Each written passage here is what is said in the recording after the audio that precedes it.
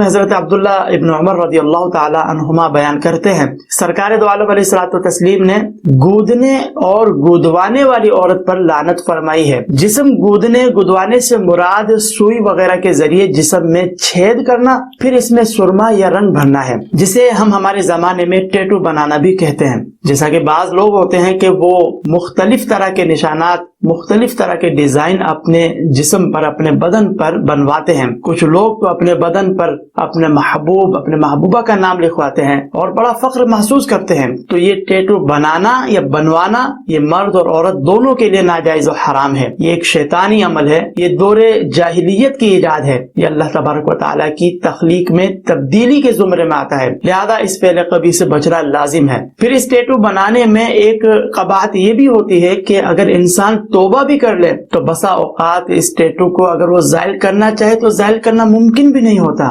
اگر تو بغیر اذیت و مشقت کے اس کو جدا کیا جانا ممکن ہو، زائل کیا جانا ممکن ہو تو ضرور اس پر عمل کیا جائے، ورنہ اس کی موجودگی میں وضو غسل بھی نہ ہوگا۔ ہاں، اگر بغیر اذیت و مشقت کے ان کو ہٹانا ممکن ہی نہ ہو تو اب چونکہ حرج شدید ہے اور شریعت کا ضابطہ ہے الضرورات تبیح المحظورات، یعنی ضرورت ممنوعہ امور کو مباح کر دیتی ہے، لہذا اس مقام پر بھی چونکہ ان نشانات کو، ان ٹیٹوز کو ہٹایا جانا ممکن نہیں، لہذا اسے پھر بامر مجبوری گویا کہ بدن کے جز میں شمار کیا جائے گا، اور پھر اگر اسی حالت میں وضو یا غسل کیا جائے تو وضو بھی ہو جائے گا اور غسل بھی جائز ہوگا۔